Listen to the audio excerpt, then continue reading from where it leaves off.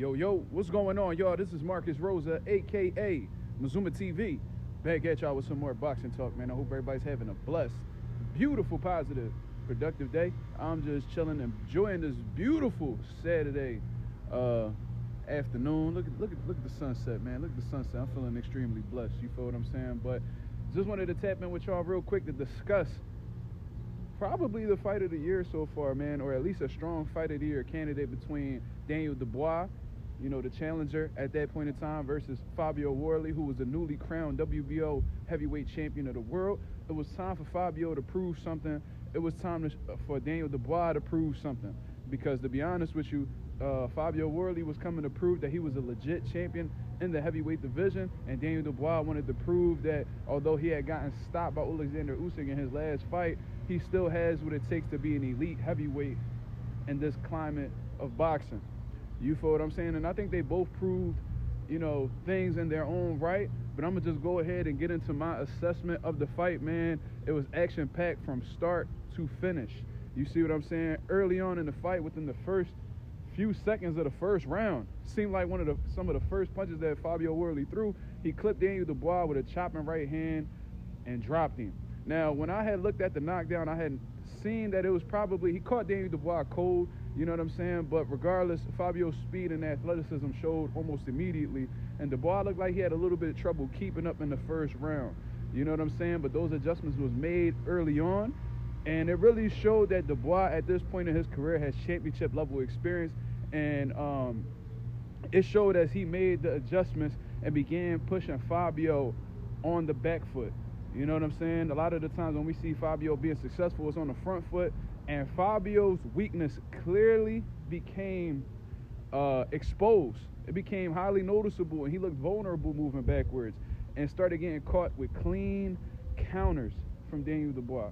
You know what I'm saying? And Daniel Dubois not somebody to get hit with. He could put you out with one shot, so several shots, isn't really ideal. You know what I'm saying? But still, Fabio, being a big puncher in his own right, was able to drop Daniel Dubois again with another right hand to the temple in the third round. So that's basically 4 rounds that, Fabio Wardley is up. You know what I'm saying? But the difference was between both of these guys is that Daniel Dubois has been in these situations before. You know what I'm saying? So he got up and he was able to finish the round strong. With it being 2-1 going into the 4th round, in my opinion, for Fabio Wardley, Daniel started to turn up the intensity, and it was a great adjustment on his part, man. And as a result of him picking up the intensity, he began landing clean power shots consistently throughout the round. And Fabio, being a smaller man in comparison to Daniel Dubois, from what I've observed, started to feel the effects immediately. He ended up with a busted nose. As the rounds went on, his eye was damn near shut. But one thing I'm going to say about Fabio Wardley that you can't say about a lot of these dudes, and it was an early criticism of Daniel Dubois in his career, you know what I'm saying? He showed a shit ton of heart, man. He refused to fold, and he was taking clean shots from one of the biggest punches in boxing, in my opinion, and never once looked like he was a fighter searching for a way out. You know what I mean? He continued to fight throughout the course of, the fight, and he gave us some great moments. So, as we proceed, man, going into the 8th round, I personally had a 6-2 Daniel Dubois. I think after the 3rd round, it was all Daniel Dubois. But with the 2 knockdowns for Fabio, you could definitely argue he was still technically in the fight, at least when you're talking on the scorecards. You know what I'm saying? But as Fabio continued to get busted up and essentially beat up by Daniel Dubois, doctors continued checking in on Fabio, checking his nose, making sure that his sight was correct because that one eye was starting to shut. But Fabio continuously showed them that he was fit to continue somehow, some way, and did everything he could to keep Daniel Dubois from completely taking over. It was absolutely crazy, man. Daniel Dubois' consistency, his aggression, his offensive pressure became too much for Fabio when it was all said and done. He just wasn't able to overcome the whole situation. Round after round, Dubois kept breaking him down physically, and you could even see that it started to wear on Fabio, from a mental aspect as well, man, with the heavy shots and the relentless pressure. It got to the point where Fabio, in the final round, got hit with a clean 1-2, a clean jab, right-hand combination, and by that point, man, Fabio gave it everything he had, man. There's only so much a human could take before they ultimately break down, and it looked like he just fell onto the ropes out of complete exhaustion. from the accumulation of punishment that he took throughout the duration of the 12-round fight. It was a lot of fatigue from Fabio, a lot of damage, and the referee stepped in and waved the fight off, man. So congratulations to Daniel Dubois for a 12th round knockout. You know what I'm saying? With the victory, Daniel Dubois becomes a 2-time world champion and continues to show that he is one of the most, he has one of, how can I say this? He continues to show one of the most underrated qualities in boxing, man. And that's the ability to bounce back from losses. We've seen him get stopped by Joe Joyce. We've seen him get beat up by Alexander Usyk multiple times. Multiple times throughout his career, he's faced these, losses. But Daniel Dubois answered questions after setbacks every single time. He's always found a way to rebuild himself and make it to a championship level, man. And I personally feel like when you look at this fight overall, Daniel Dubois' championship level experience was ultimately the key to why he came out victorious against Fabio Wardley tonight. You see what I'm saying? Like, I try to tell you guys, experience really plays a key, especially in championship level fights. And Dubois has already been through some of the lowest lows that a fighter can experience in boxing. You know, whether it was negative criticism from the media saying that he was a quitter, that he ain't got no heart, you know what I mean? Him being dropped by fighters, hurt by fighters, you know what I'm saying? And actually being knocked out multiple times throughout his career. Those experiences, whether it sounds crazy or not, prepared him for moments like this. So when Fabio Wardley dropped him 2 times, when Fabio hurt him throughout the course of the fight, Dubois didn't panic. He knew exactly what it took to survive because he already had been there before. You see what I'm saying? When, so that experience allowed him to stay composed, you know what I'm saying, make adjustments, and gradually take control of the fight. You know what I mean? Actually, it wasn't even gradual. I thought he quickly took over the fight with the championship level experience that he had. And all in all, that's the difference between somebody being talented like Fabio Wardley and experience like Daniel Dubois. Fabio showed incredible athleticism, speed, toughness, and punching power tonight. But Dubois showed the composure of a fighter who has already survived adversity at the highest level. You see what I'm saying? So, much credit to Fabio Wardley, man. Fabio, although being a champion, simply he didn't fight anybody on Daniel Dubois' level, let alone an elite level heavyweight in itself. You know what I'm saying? So I definitely think that costed him in this fight.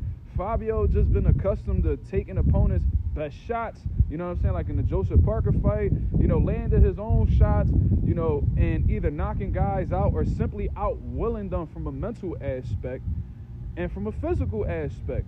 But tonight was just a little bit different, man. Daniel Dubois was not going for it. He refused to take no as an answer and ultimately proved to be a completely different type of assignment for Fabio Wardley. A tested student of the game who already been through adversity at the highest level, and that experience showed all throughout the fight. It really showed all throughout the fight, man. So when things got a little bit difficult for Daniel Dubois, I didn't see Dubois, just like, contrary to previous fights, I didn't see him break mentally or physically. He adjusted, he stayed composed, and systematically broke Fabio down round by round. You see what I'm saying? I seen how intense his corner was. They were slapping him all around. The corner's energy was different. Like, they knew that this was their opportunity to shine, and they did. So when you look at Dubois' recent resume, Anthony Joshua, Philip Herkovich, Gerald Miller, and now you add Fabio Wardley to the equation, bro, those are some very solid wins for a heavyweight in today's era. And who would have known that Daniel Dubois would have went from being called a quitter to being a 2-time world champion in relatively quick time, man. Dubois continues to prove that he's a fighter that people should not be sleeping on moving forward. More importantly, he's showing that bouncing back from setbacks clearly isn't something that's difficult for him. You know what I'm saying? I hope David Morrell is able to bounce back just like just like Daniel Dubois did, man. But, all in all, every time people question him after a bad loss or a bad moment, he always seems to come back stronger and make a complete 180.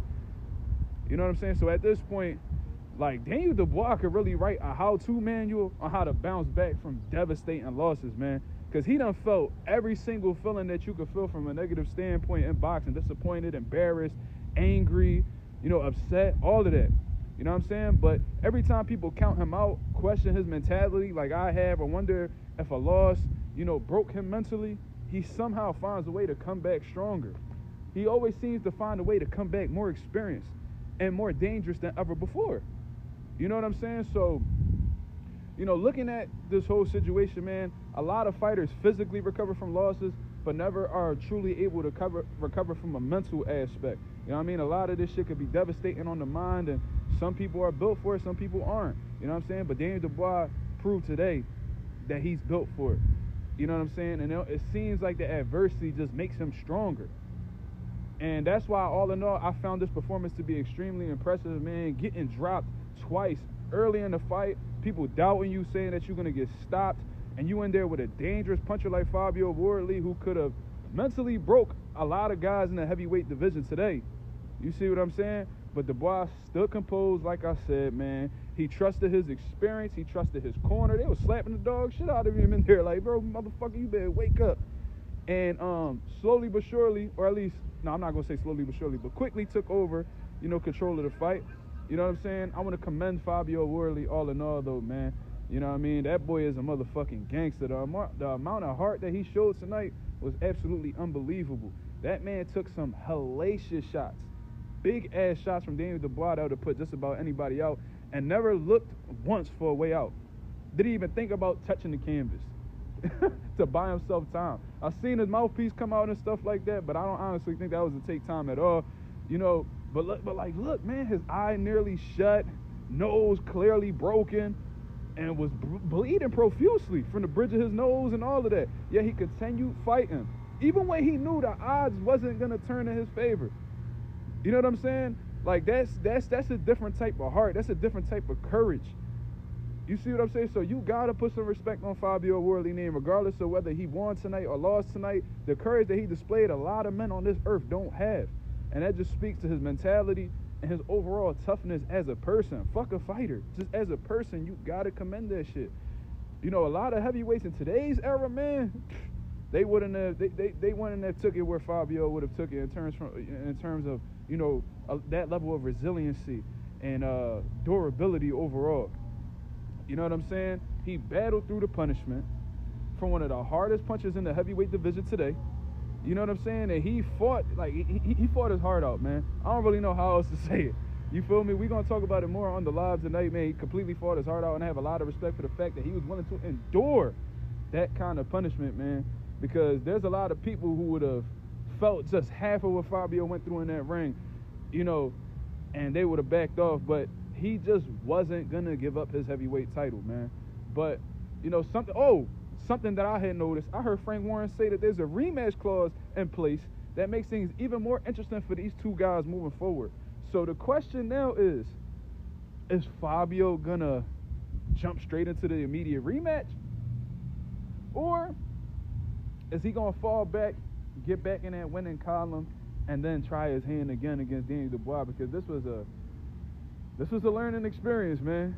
You know what I'm saying? So I wouldn't be mad if he, went back to the winning column, recovered properly, and then jumped back in the mix.